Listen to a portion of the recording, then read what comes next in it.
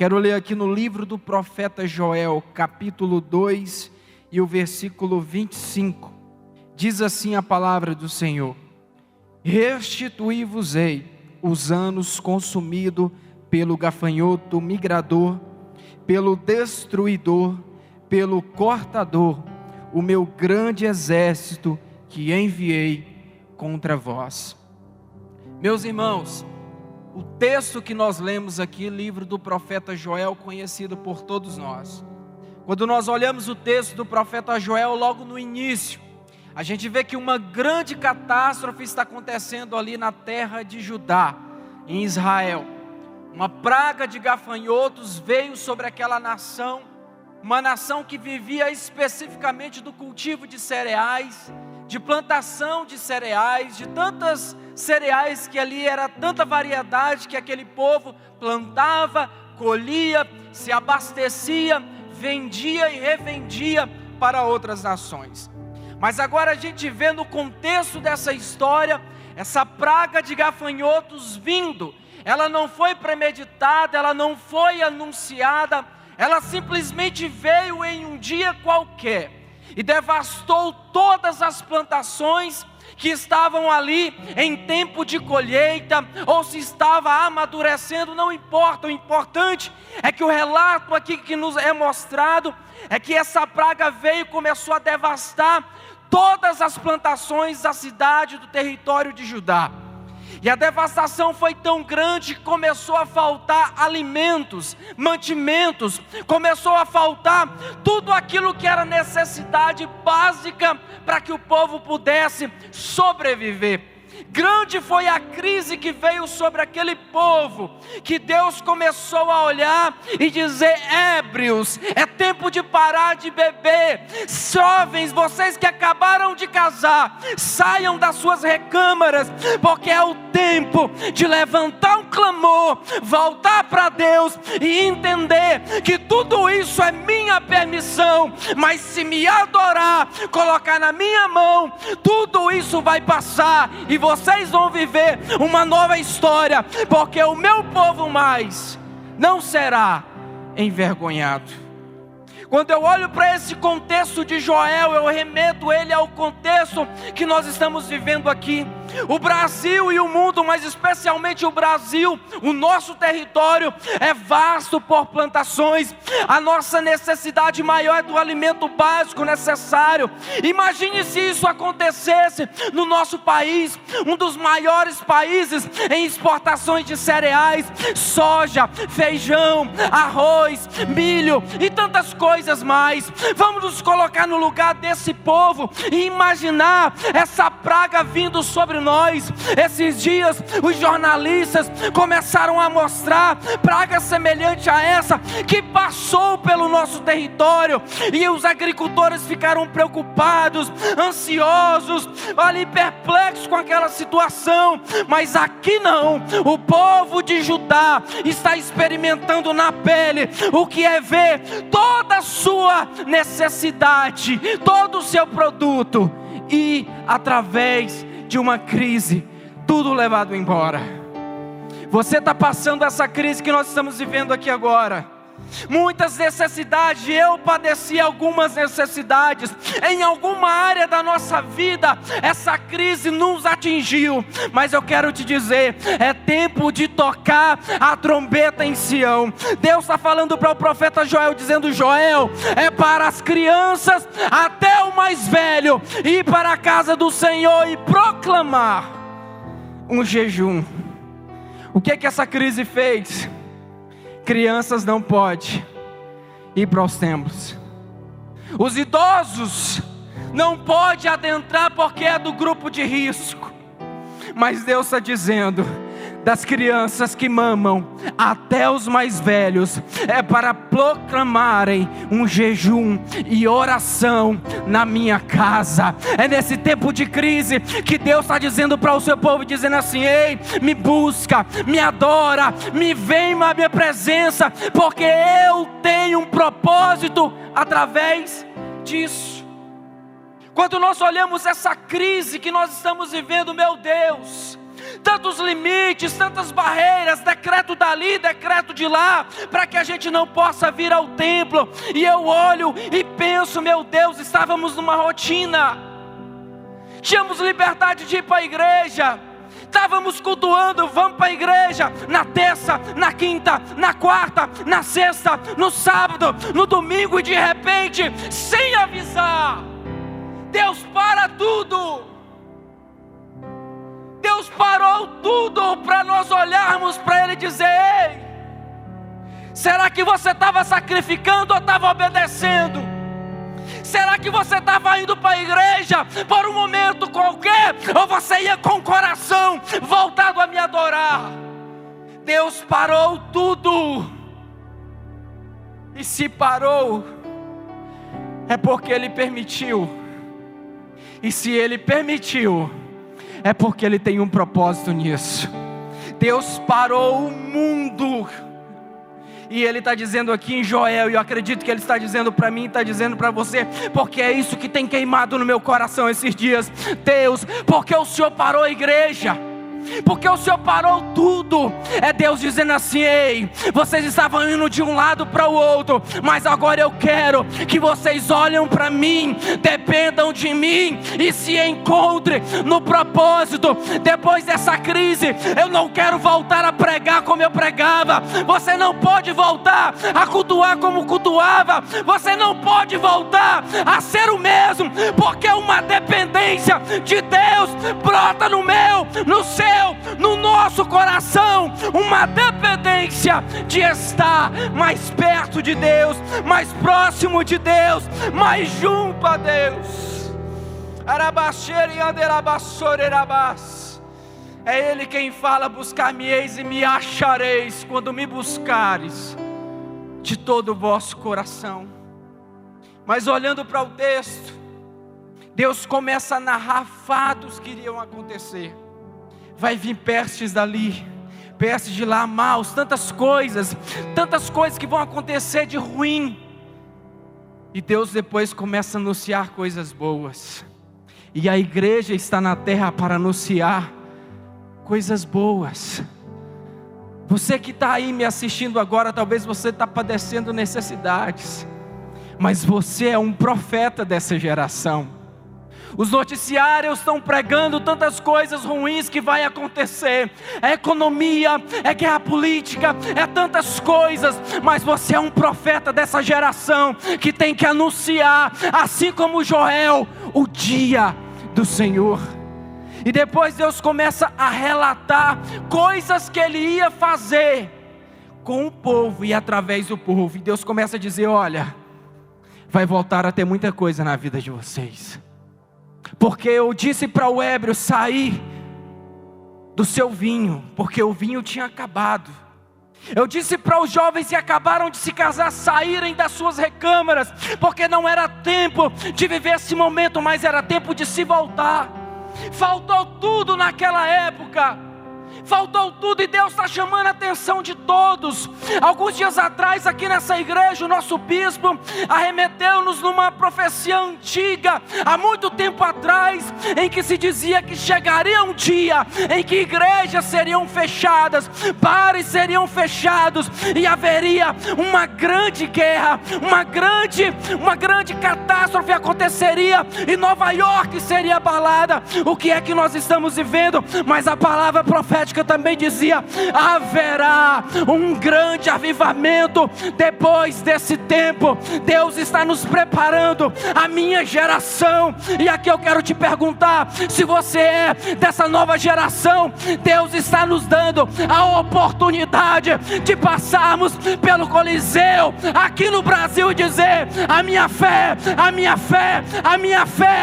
está no Senhor.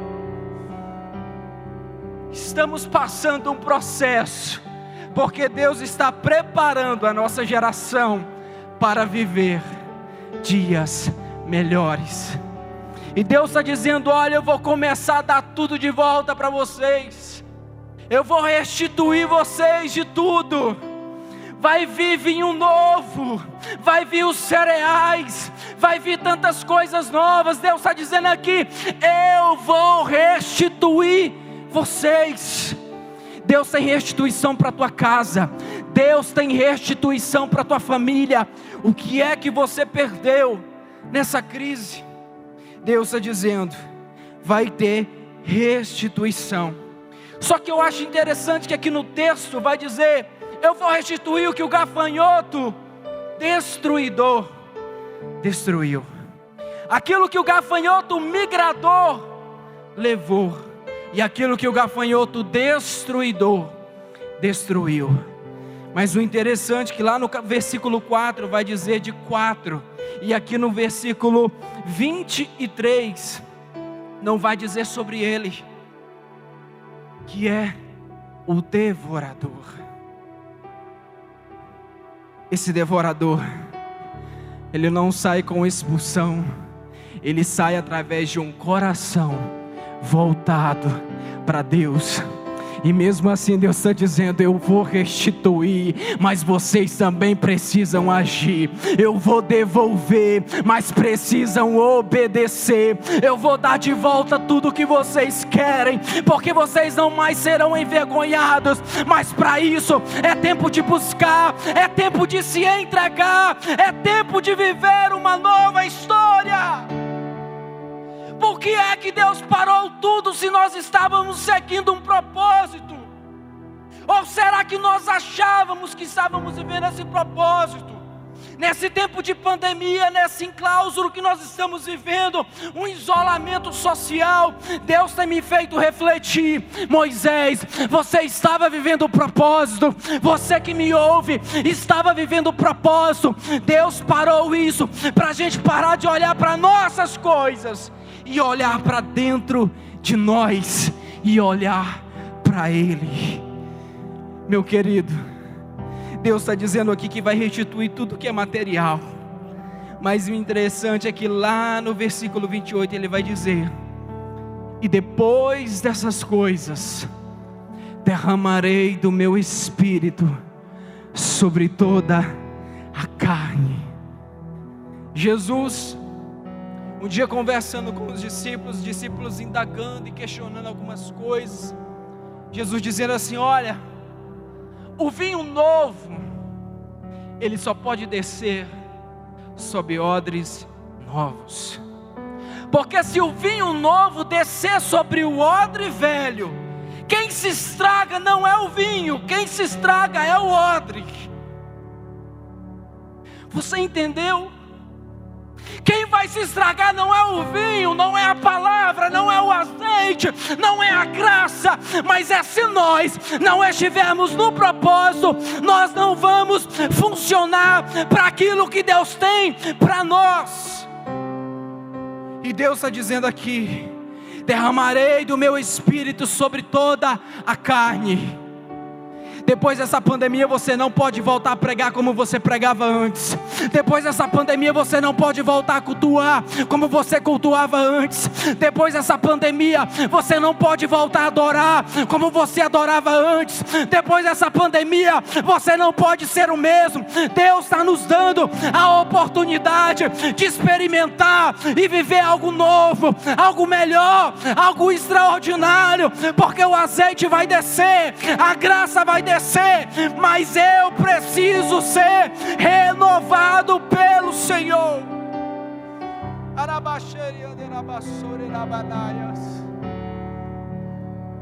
Deus está nos dando a oportunidade de passar pela prensa e de sermos renovados nele, de sermos totalmente refeitos pela mão dele. Nós estamos na casa do oleiro, um lugar de restauração. Permita o oleiro adentrar da tua casa a partir desse meio de comunicação, através desse culto, através dessa palavra que ele te diz. É tempo de renovo, é tempo de busca, é tempo de melhora, é tempo de um novo caminho, é tempo de se refazer em um novo vaso para receber aquilo que Ele tem de novo para a nossa vida. Como disse, a profecia falava de tantas catástrofes, mas o nosso bispo disse aqui também, que depois disso viria o terceiro grande avivamento sobre a terra. Você está preparado para viver esse avivamento, ou você está só esperando a igreja abrir para você voltar a vir para a igreja de novo? Você está esperando esse avivamento, ou você quer simplesmente ver as pessoas que você não vê mais pessoalmente?